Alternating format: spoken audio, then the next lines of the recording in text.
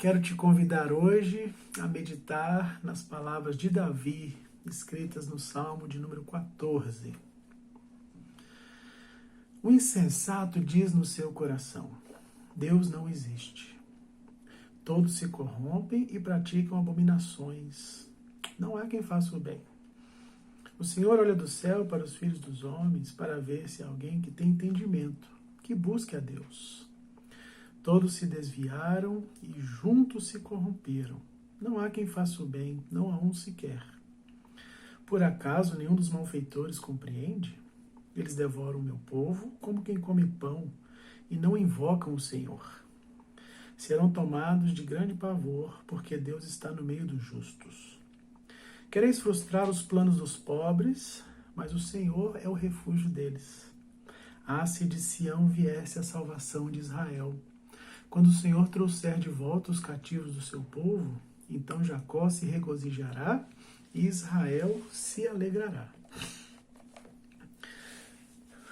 Os sábios judeus, eles dizem que quando uma palavra ou uma frase é repetida na Bíblia, é preciso prestar muita atenção, porque possivelmente há algum segredo, alguma mensagem que precisa ser decifrada, precisa buscar um aprofundamento sobre o que Deus quer transmitir com aquela repetição em vários níveis.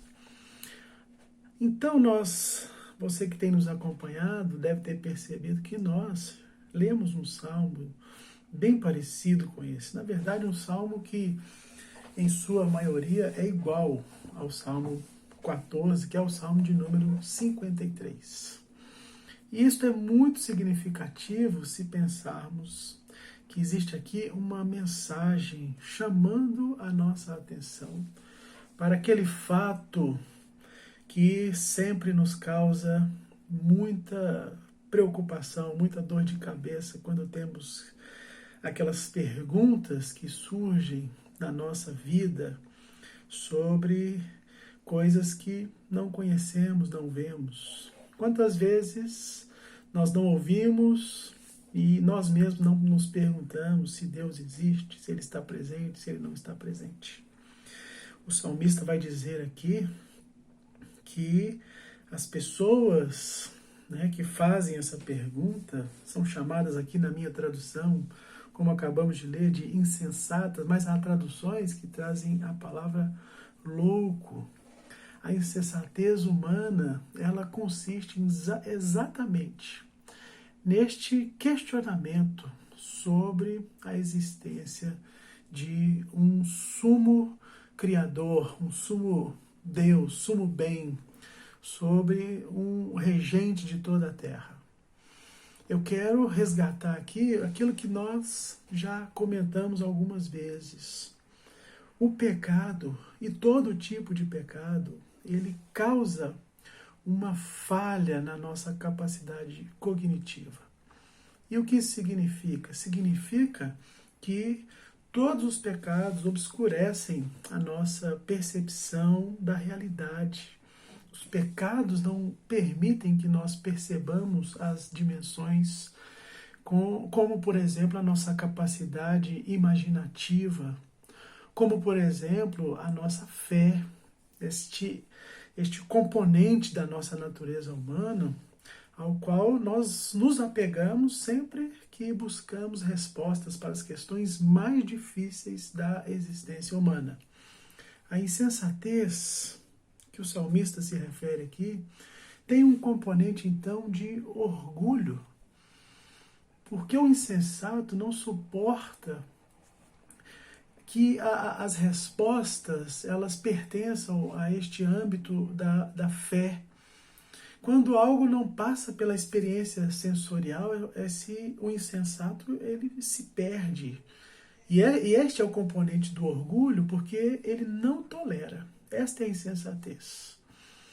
O insensato não tolera reconhecer que há uma mente superior, que há um Deus criador dos céus e da terra e que sustenta todas as coisas conforme o seu poder, conforme o pronunciamento da sua palavra. Na verdade, o insensato, ele odeia se sentir inferior a qualquer um, e é por isso que ele se lança, então, numa espécie de incredulidade radical, um ateísmo, e ele se convence, então, de que a melhor maneira de suportar é negando o que é mais óbvio, negando que quando olhamos para a natureza, percebemos que existe um padrão, existe uma perfeição com que essas coisas foram criadas e elas estão em cada lugar. Isso nos remete imediatamente a uma mente superior, a um Deus criador. O insensato, então, ele tem que negar. O que lhe resta, então, além de negar o óbvio, é negar que Deus não está nessas coisas. É negar que Deus não sustenta todas as coisas pela sua palavra. Paulo menciona isso quando ele escreve a sua carta aos Hebreus. Grande parte do que está escrito aqui neste salmo, Paulo resgata essa ideia quando ele escreve aos Romanos, porque ele vai dizer, olha, todos se desviaram, não há um só que busque a Deus. Quando as nossas mentes estão cativas pelo pecado, e o pecado faz com que se exalte em nós essa necessidade de autoafirmação e de independência de uma relação com esse Deus. Então, só resta mesmo negar, como diz o apóstolo Paulo, que Deus não está nas obras que ele mesmo fez, nas leis que regem o universo. Porque isso é o óbvio. Paulo está dizendo que toda a criação testemunha de um Deus que criou os céus e a terra. Aos que estão entregues a si mesmo, esses insensatos, só resta então negar a Deus. Mas aqueles que receberam, como diz também o apóstolo, a abundância da graça e o dom gratuito de Deus, a justiça de Deus, eles caminham no triunfo de Cristo na cruz e têm o seu campo de visão aumentado pela nova realidade em que eles são inseridos. Pertencer a Deus é ver o mundo com as lentes do Deus que fez todas as coisas. A sensatez é exatamente receber de Deus o dom da vida para você gozar de toda a vida, para olhar para a natureza e saber que ela foi dada, ela estava lá antes de mim e de você, e por isso nosso coração explode de alegria. É por isso que nós não nos apegamos a nada, é por isso que aquele que está livre em Cristo, ele encontra a sensatez, e a sensatez o ensina, então, a viver uma vida boa, a ter as coisas como se não tivesse, a viver no mundo caído como se ele já está redimido, porque esta é a promessa que nós temos, porque o nosso coração então não se apega a mais nada material, nosso coração não se apega a nada criado, porque só existe uma relação que importa, é aquela que diz para mim e para você que o nosso coração agora se apegou à única coisa que sustenta tudo, que é esse Deus, Criador dos céus e da terra. É por isso que o salmista lembra, se Israel reconhecesse isso, o Senhor inclusive os traria de volta do seu cativeiro e todo o povo se alegraria.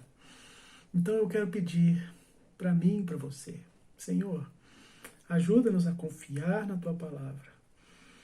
Ainda que tenhamos dúvidas, que a nossa fé nos diga que o Senhor é Criador dos céus e da terra, o Deus que fez todas as coisas e nos colocou aqui para gozarmos dos bens dessa terra na medida em que for possível, porque sabemos que o nosso coração só pode ser preenchido por uma única coisa, a Tua viva presença em nós. É isso que nos dá paz. É isso, Senhor, que nós invocamos e te pedimos hoje. Por misericórdia, dá-nos a Tua paz, dá-nos a Tua alegria de viver na Tua presença. Deus te abençoe, te ilumine e guarde a tua vida.